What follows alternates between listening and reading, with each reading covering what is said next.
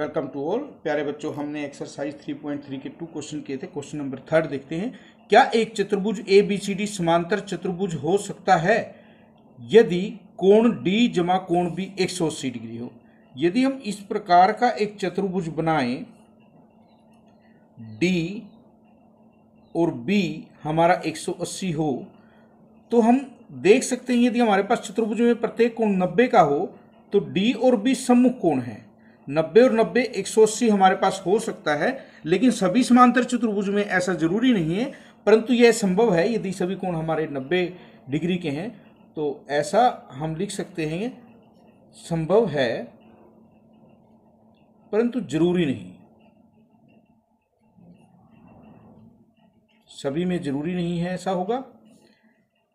AB और DC बराबर है 8 सेंटीमीटर। यदि हम इसी चतुर्भुज की बात करें, AB और DC आमने सामने की भुजाएं 8 सेंटीमीटर हो, AD 4 सेंटीमीटर हो और BC हमें 4.4 दे दिया। ये सम्मुख भुजाएं हैं तो बराबर ही होनी चाहिए। हम कहेंगे नहीं, ऐसा संभव नहीं है, क्योंकि AD और BC बराबर होंगी। आपको ये चीज लिखनी है कि सम्मुख भुजाएं समांतर चतुर्भुज में बराबर होती हैं, तो ये हमें अलग अलग दे रखी हैं। A और C कोण, A और C कोण आप देखें कि ये जो है सम्मुख कोण है और समांतर चतुर्भुज के सम्मुख कोण बराबर होते हैं। A 70 डिग्री और C 65 डिग्री का दिया हुआ है। क्या ये संभव है? नहीं। हम कहेंगे कि समांतर चतुर्भुज के सम्मुख कोण बराबर होते हैं, इसलिए यह संभव नहीं है। तो हमें समांतर चतुर्भुज के गुणों को याद रखना है, उसी के आधार पर हमें प्रश्नों को करना है। क्वेश्चन नंबर 4 हमारे पास है। एक चतुर्भुज की रफ आकृति हमें बनानी है जो समांतर चतुर्भुज ना हो, परंतु जिसके दो सम्मुख कोणों की माप बराबर हो। आप कोई भी एक ऐसा चतुर्भुज बना दीजिए जिसमें सम्मुख कोण बराबर हो। जैसे यहाँ 90 और यहाँ 90 बनाया हुआ है। चतुर्भुज के चारों कोणों का योग 180 जमा 180 होगा, क्योंकि आमने सामने के हमने 180 लिए हैं तो इनका भी 180 होना चाहिए। चारों कोणों का योग 360 है, तो यहाँ पर जब हमने 180 ले दिया तो इनका भी 180 होगा। आप ऐसी कोई भी चतुर्भुज बना सकते हैं। और इस प्रकार पतंग होती है, जो हमारी ये जो पतंग के कोण हैं सम्मुख कोण, ये बराबर होते हैं। तो आप इस प्रकार की कोई भी चतुर्भुज बना दें जिसमें सम्मुख कोण बराबर हो, ठीक है, और दो सम्मुख कोणों की माप हमें बराबर दी हुई है। ये कोण बराबर नहीं होते, ये दो सम्मुख कोण है, ये हमने बराबर बनाकर दिखा दिए हैं। उसके बाद क्वेश्चन नंबर 5 है। एक समांतर चतुर्भुज के दो आसन कोणों का अनुपात 3:2 है।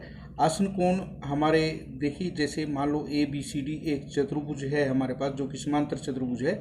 आसन कोण ये होंगे या इसके साथ हम ये आसन कोण ले सकते हैं। तो हमने मान लिया कि एक हमारा 3x है और दूसरा हमारा 2x है। क्योंकि अनुपात 3:2 है तो हम 3x और 2x लेंगे।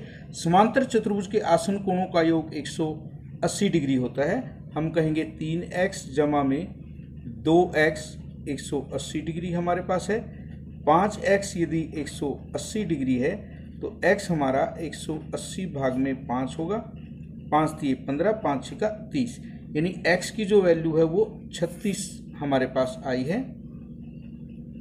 अब हम पहला कोण निकालें। 3 गुणा 36 108 डिग्री होगा, और ये हमारा जो होगा 2 गुणा में 36 72 डिग्री का होगा। आप देख सकते हैं 108 और 72 180 होते हैं। जो हमारे आसन कोणों का योग है वो 180 डिग्री होता है। इस प्रकार हम ज्ञात करेंगे। उसके बाद हमें कहा है कि सभी कोणों की माप ज्ञात कीजिए। D का सम्मुख B है। D कोण हमारा जो है ये 72 डिग्री का आया है और ये हमारा 108 डिग्री का है। यहाँ पर भी हमारा 72 होगा और यहाँ पर हमारा 108 डिग्री होगा। कोण A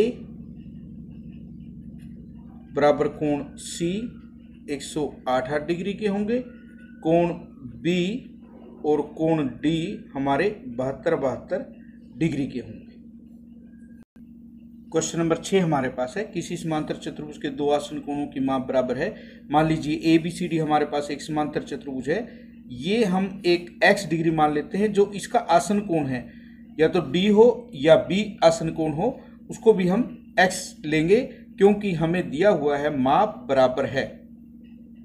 यदि ये हमारा x है, आप देखिए कोण A बराबर कोण C, कोण B बराबर कोण D, ये हमारे समांतर चतुर्भुज के सम्मुख कोण है।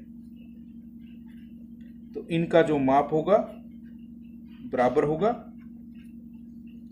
ये भी समांतर चतुर्भुज के सम्मुख कोण है और हमें A और B दोनों ही बराबर दिए हुए हैं। तो इस प्रकार हम देखेंगे A, B, C और D सभी बराबर हैं और हमने क्या लिया है, x लिया है, यानी कि हमारे पास चारों कोणों का जो माप है वो पता है कि चारों कोणों का योग चतुर्भुज में 360 डिग्री होता है। तो x हमारा क्या होगा, 360 भाग में 4, तो प्रत्येक कोण 90 डिग्री होगा। तभी हमारा इस प्रकार का समांतर चतुर्भुज बनेगा। नेक्स्ट हमारे पास क्वेश्चन नंबर 7 है। हमें x, y, z ज्ञात करना है। यहाँ 40 डिग्री है और यहाँ 70 डिग्री है। HOPE हमारी जो है समांतर चतुर्भुज है। अब हम देखते हैं समांतर चतुर्भुज में यदि हमारे पास ये दोनों भुजाएं समांतर हैं और ये हमारी एक तिर्यक रेखा है, तो z जमा 40 डिग्री हमारा 70 डिग्री के बराबर होगा, क्योंकि ये हमारे संगत कोण होंगे। हमें z ज्ञात करना है, तो वो हमारा क्या होगा, 30 डिग्री का होगा। अब हम देखते हैं कि जो ये पूरा का पूरा हमारा 70 डिग्री था, ये कोण और ये कोण दोनों का जो योग है ये हमारे आसन कोण है। आसन कोणों का योग 180 डिग्री होता है। तो कोण E जमा कोण H 180 डिग्री है और ये हमें पता है कि पूरा का पूरा कोण 70 है, इसके बराबर है। तो कोण E जो है हमारा कितना बचेगा, वो हम जब घटाएंगे तो 110 डिग्री होगा। हम देखते हैं ये दोनों हमारी समांतर हैं, ये एक तिर्यक रेखा है, तो y और 40 ये हमारे एकांतर कोण हैं। तो इस प्रकार हमने देखा x हमारा 110 डिग्री है, y हमारा 40 डिग्री है और z हमारा 30 डिग्री। आज के लिए